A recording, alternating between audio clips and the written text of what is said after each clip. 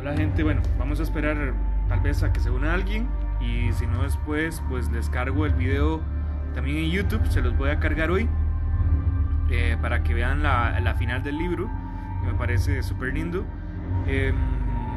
Y pues nada, también ahorita voy a empezar a hacer como un resumen del libro para que los que no han sumado todo el viaje pues lo entiendan un poquito y entiendan ya el final que estamos por evidenciar, ¿sí?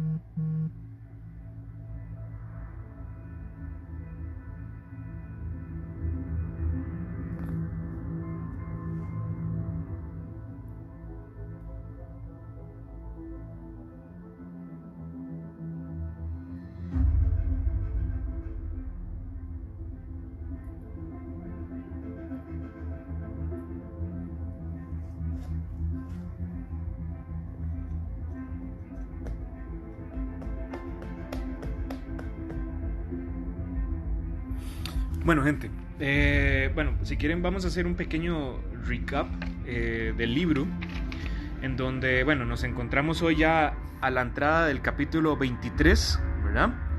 Este es un libro, de nuevo, que fue publicado por allá de 1890, en el siglo XIX, por nuestro autor Julio Verne, quien es uno de los que es considerados el autor de la ciencia ficción, ¿verdad? O más bien el de los fundadores de la ciencia ficción. Un personaje que este libro fue encargado más que todo como para hacer un poema científico. Y bueno, ahora más al final les voy a dar un poquito de historia, pero bueno, este libro es la continuación de otro libro que se llama De la Tierra a la Luna. Este, como ustedes saben y lo hemos visto, se llama Viaje alrededor de la Luna, que es ya el resultado final de la empresa que pasó por allá. Entonces, haciendo el recap, si ustedes gustan, bueno, en el capítulo 1 justamente voy a hacerlo lo más rápido posible. Ustedes lo que leímos en aquel momento fue justo todo aquel proceso de la incertidumbre, de la llegada de Michel Ardan, de la bienvenida de Barbican, de Nicole, cómo estos se pusieron de acuerdo. Luego en el capítulo 2, la primera media hora ya aquí había arrancado y se había detonado la pólvora de nuestro cohete. Y ya entonces aquí en el primer salida, qué iba a pasar, cómo estaban nuestros aventureros, que eran estos tres personajes, y además los dos perros que eran Satélite y Diana. Justo en el tercero, ya en el que se instalan, pues bueno, ya empiezan a abrir las escotillas, empiezan a descubrir más el contenido del cohete. Y además a toda la gente que estaba ahí, cómo era la expectativa de la gente que iban a estar. lograron encontrar a los perros, escucharon una leve sospecha de gallos, pero no se había confirmado la presencia. Luego un poco de álgebra, aquí Barbican le demuestra a Michel Ardan que no es un personaje, digamos que el más científico, la fórmula que ustedes están viendo ahí de salida del cohete para que pudiera alcanzar a la luna desde Tampa, Florida, que era donde estaba instalado el Columbia, que era la plataforma que pretendía ¿cómo se llama? Expulsar al cohete de la Tierra hacia la luna. Luego de eso, en el capítulo 5 nos encontramos un poco de los fríos del espacio, y ahí, como ustedes pueden ver en la imagen, pues resulta que del bombazo de la salida, el satélite, el perro más grande, pues se murió. Y entonces ellos hicieron acá toda una investigación para poder abrir una ventanilla del cohete, ojo ahí que hay algunos detalles interesantes, y sacar al perro. Pues bueno, durante ese viaje el perro flotó a la misma velocidad del cohete durante todo el viaje, así como algunos otros objetos de basura que ellos decidieron lanzar, habiendo sobrevivido además abriendo una nave al vacío del espacio, ¿verdad? Pero bueno, es parte de la fantasía y del consciente colectivo científico del siglo XIX. Entre algunas preguntas y respuestas, bueno, Michel Ardan, que es nuestro curioso aventurero, pone en cuestión algunas cosas que Barbican y Nicole, siempre con sus respuestas científicas, ponen en duda, pero Michel Ardan, con su capacidad de ver las cosas más positivas, logra salir de eso. En un momento de ebriedad, pues bueno, al final acá lo que pasó fue que dejaron una de las llaves del gas abierto, y Michel Ardan y Barbican casi se pelearon y se dieron a golpes entre ellos, y de hecho, por estar en un gas que los volvió a todos un poquito locos y amables y sacó algunos espíritus, hasta cantaron, se pelearon, de todo pasó. Hasta salieron los gallos, que nadie sabía que Michel Ardan, como ser un francés y amante de su signo nacional, llevaba en la misión hacia la luna, y que los selenitas, que son los supuestos habitantes de la luna, conocieran. Pues bueno, a las 78.114 leguas ellos pasan al lado oscuro de la luna, en donde, pues bueno, hay un montón de cuestiones que ellos están determinando por qué están en ese nivel. Ellos no tenían que aterrizar ahí, y pues bueno, al final se dieron cuenta que en el capítulo 2, justo cuando se lanzaron y ya estaban retomando la conciencia del viaje, resulta ser que ellos se habían topado con un pequeño cometa que circulaba a la Tierra también, como un satélite más pequeño, y la masa de ese satélite hizo que el cohete se desviara algunos metros, y que al final la órbita planeada por el Gun Club, que era el club que financió toda esta empresa, pues no llegaran y quedaran orbitando eternamente al satélite. Entonces se hablaba que era el satélite del satélite fabricado por el ser humano. Ellos, al caer en cuestión de esta situación, lo que empezaron fue a levantar un montón de observaciones sobre el lado oscuro, sobre el lado visible. También empezaron a describir toda la orografía y cómo ésta se asemejaba a un cuerpo de un hombre o al cuerpo de una mujer a través de las observaciones jocosas de nuestro Michel Ardan. Luego, y esta es una de las cosas que me parecen más interesantes del libro, en una exactitud orográfica significa que es toda la descripción de los relieves, de las alturas, de la topografía, etcétera. Y la disposición de estos empieza a describir, en un capítulo un poco denso, la verdad, todas las latitudes y las distancias entre los picos, entre los valles, entre los circos, que son los cráteres, que todavía ellos no imaginan como cráteres. Y bueno, empiezan a ver todo lo que son los paisajes lunares, que empiezan a describir una gran exactitud y una gran poesía en el nivel, digamos, de descripción que Julio Verne nos regala en esa parte, y cómo ellos hacen símiles, ¿verdad?, entre lo que ven y lo que se imaginan. Luego, esta parte es cuando ellos pasan al lado oscuro de la luna, justamente, y no empiezan a ver nada y se empiezan a congelar del frío. En uno de los capítulos más impresionantes, que ya estamos a punto de llegar, ellos están con la duda si tienen una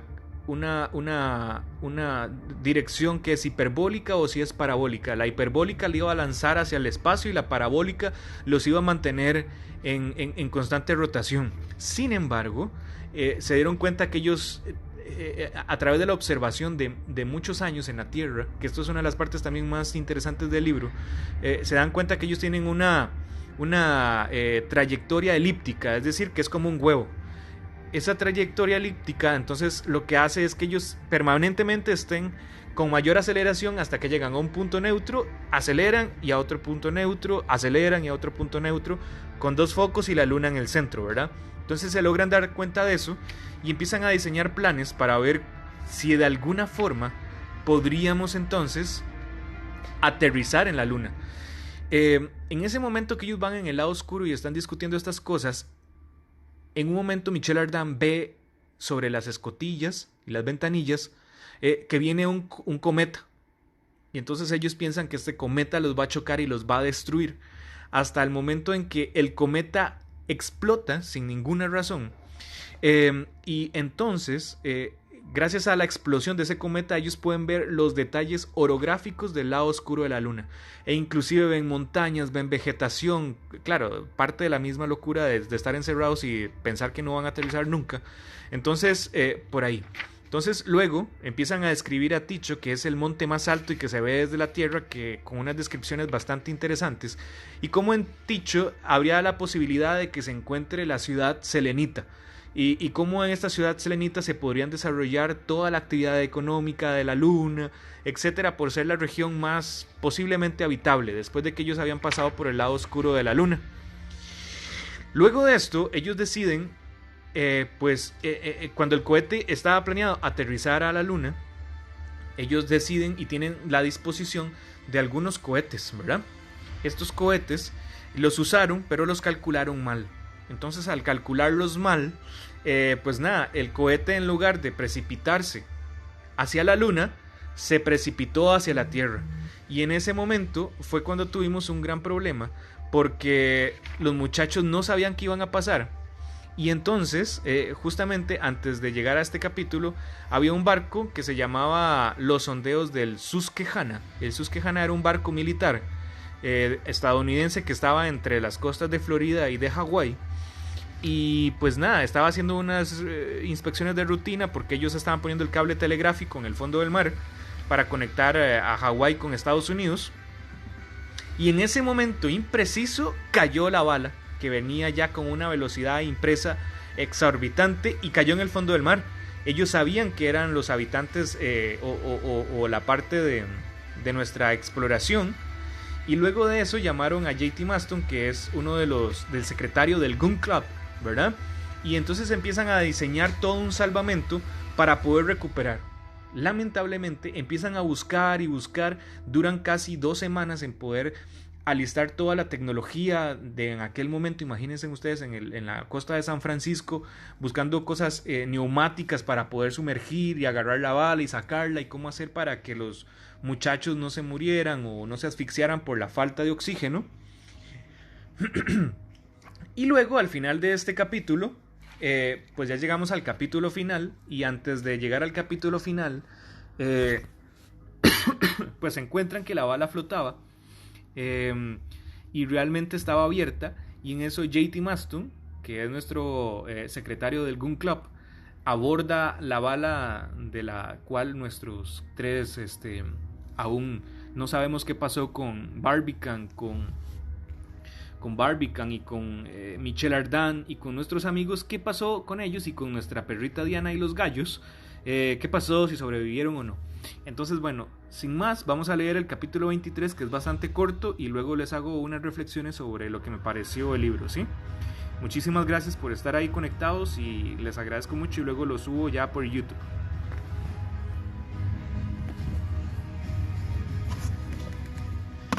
Entonces, capítulo 23, para terminar. Viaje alrededor de la luna, Julio Verne. Se recordará la inmensa simpatía que había acompañado a los 3 viajeros en el momento de su partida. Si al principio de la empresa habían excitado semejante emoción en el viejo y en el nuevo mundo, ¿qué entusiasmo debía acoger su vuelta? Aquellos millones de espectadores que habían invadido la península floridiana no iban a precipitarse hacia aquellos sublimes aventureros ahora que lo encontraron. Aquellas legiones de extranjeros que habían acudido desde todos los puntos del globo hacia las costas americanas iban a dejar territorio de la Unión sin haber visto de nuevo a Barbicane, Nicholl y Michel Ardan. No. Y la ardiente pasión del público debía responder dignamente a la grandeza de la empresa que estaban a punto de vitoriar. Criaturas humanas que habían abandonado el esferoide terrestre, que volvían tras aquel extraño viaje a los espacios celestes. No podían dejar de ser recibidos como lo será el profeta Elías cuando vuelva a bajar a la tierra. Verles primero, luego escucharles. Ese era el deseo general. Aquel deseo iba a verse realizado enseguida para la casi unanimidad de los habitantes de la Unión. Barbicane, Michel Ardan y Nicholl y los delegados del Gun Club, vueltos sin demora a Baltimore, fueron acogidos allí con un entusiasmo indescriptible. Las notas del viaje del presidente Barbicane estaban dispuestas para ser entregado al escrutinio público.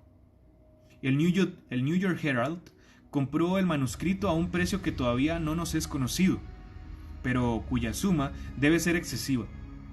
En efecto, durante la publicación del viaje a la Luna, la tirada de ese periódico alcanzó los 5 millones de ejemplares.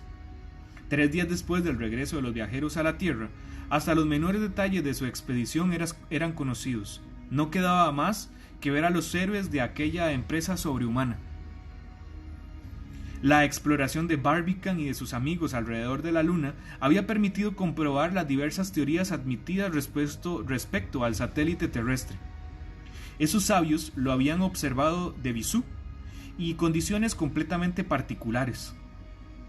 Se sabía ahora qué sistemas debían ser rechazados, cuáles admitidos sobre la formación de ese astro, sobre su origen, sobre su habitabilidad, su pasado, su presente, su porvenir.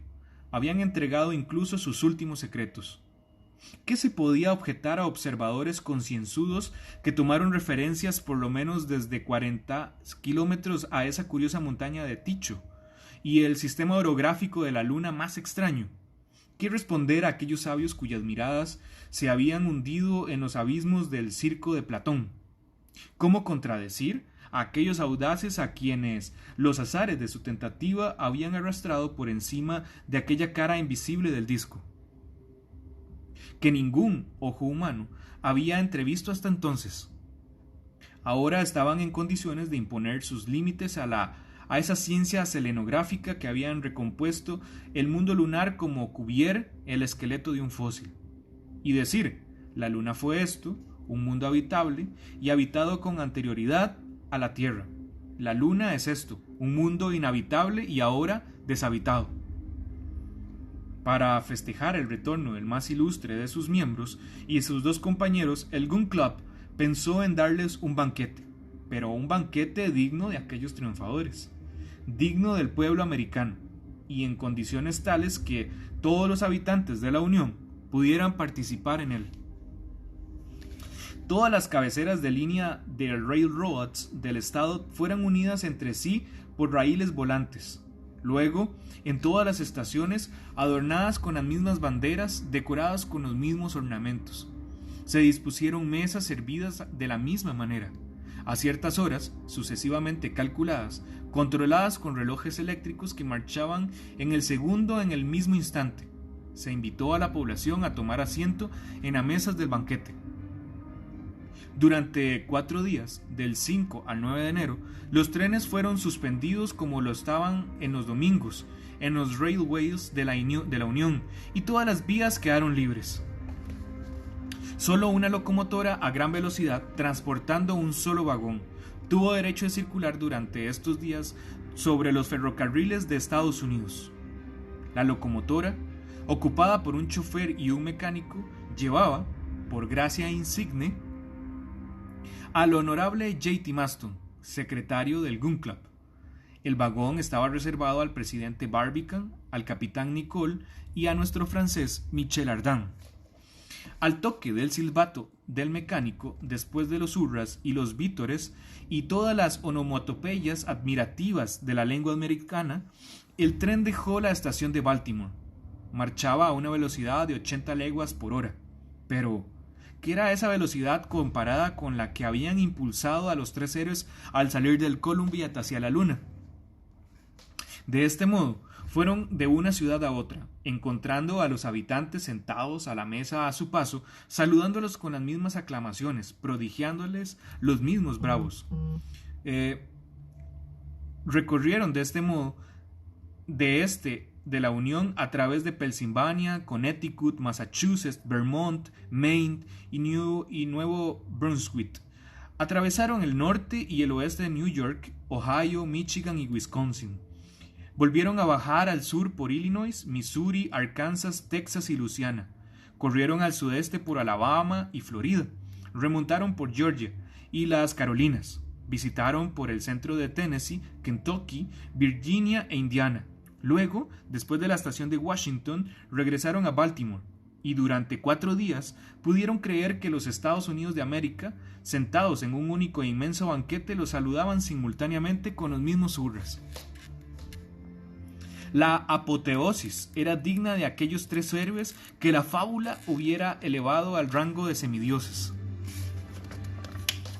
Y ahora, aquella tentativa sin precedentes en los anales de los viajeros, ¿conducirá a algún resultado práctico? ¿Se establecerán alguna vez comunicaciones directas con la Luna? ¿Se fundará un servicio de navegación a través del espacio que pondrá en comunicación al mundo solar? Se irá de un planeta a otro, de Júpiter a Mercurio, y más tarde de una estrella a otra, de la polar a Sirio. ¿Algún modo de locomoción permitirá visitar esos soles que pupulan en el firmamento? No sabríamos responder a estas cuestiones, pero conociendo la audaz ingeniosidad de la raza anglosajona, nadie se asombrará que los americanos hayan tratado de sacar partida de la tentativa del presidente Barbicane. Por eso, algún tiempo después del regreso de los viajeros, el público acogió con un fervor notorio los anuncios de una sociedad en comandita o limitada con una capital de $100 millones, dividido en 100.000 acciones de $1,000 cada una, bajo el nombre de Sociedad Nacional de Comunicaciones Interestelares. Presidente Barbicane, vicepresidente del Capitán Nicole y secretario de Administración J.T. Maston, director de movimientos Michel Ardan. Y como dentro del temperamento americano cabe preverlo todo en los negocios, incluso la quiebra, el honorable Harry Tropol, juez comisario, y Francis Dayton, síndico, ya están nombrados de antemano. Y así, muchachos, cerramos el libro Un viaje alrededor de la Luna. Bueno, para comentarles un poco de este libro tiene algunas cosas que hoy, vamos a ver, parecen ridículas en algún grado, ¿verdad? Porque el conocimiento de la ciencia y de la técnica en 3 siglos ha avanzado un montón. Pero en 3 siglos, hoy, todavía este libro tiene conocimiento científico y técnico que es impresionante haberlo leído en 1890. Y esto es lo mágico de los libros, me parece a mí, y de la ciencia ficción y de estos autores que algunas personas podrían leer y dicen, ay, este libro es ridículo, pero en realidad uno tiene que remontarse en el contexto en el que fue escrito, en el que fue publicado. Este libro fue publicado a solicitud de la ciencia de Francia en un periódico. Imagínense como que hoy grandes escritores de la, no sé, J.K. Rowling, por ejemplo, publicaran La Nación, y el contexto también de la sociedad no permitía diferenciar entre noticias reales y fake news, que eran esta publicación, por ejemplo. Entonces imagínense también el imaginario de la gente al estar leyendo, no sé, Invasión del Imperio Otomano y cosas que pasaban en el siglo XIX, y después leer Viaje alrededor de la Luna y todas las cosas que aquí se expresaban en un periódico.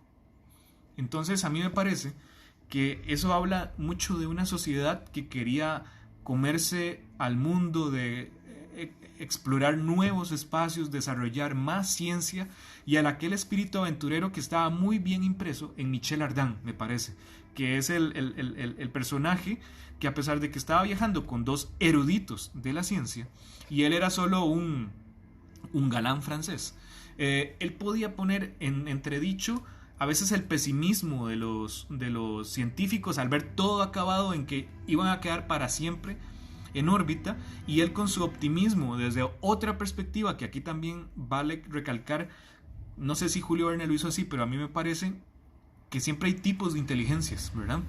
Y está la inteligencia matemática expresada en Barbican, la inteligencia del liderazgo y de la compostura expresa en Nicole, en el capitán Nicole, y también la audacia, la pericia, el optimismo, la aventura de nunca dar por vencido algo por más malo que se vea, de Michel Ardan. Y me parece que es un libro que nos motiva, y en esta época además que es compleja, a siempre ver el lado positivo de las cosas y a reinventarnos en toda situación. Me parece que es un libro lindísimo. Además esta edición está preciosa con las ilustraciones y el V que tiene en la portada y toda la cuestión. Me parece que es súper lindo. Y pues nada, de verdad me encantó compartir con ustedes este libro y espero que podamos seguir leyendo. Duramos 2 semanas, esperamos seguir leyendo cada 2 semanas un libro, y entonces vamos a terminar con 20 libros al final del año, que eso es muy bueno, siempre reforzar la lectura. Y pues nada, de verdad, gracias por compartir conmigo esta pasión, y si también quieren que yo les lea algún libro, pues me lo dicen, lo compro, y lo vamos leyendo a medias, un día lo leo yo, otro día lo leen ustedes, y ahí vamos haciendo una dinámica. De verdad, Julio Verne, a pesar de ser una ciencia, a pesar de ser un libro, y tener un rigor científico bastante fuerte, a veces bastante denso, que ni yo entendía, lo hace emocionante.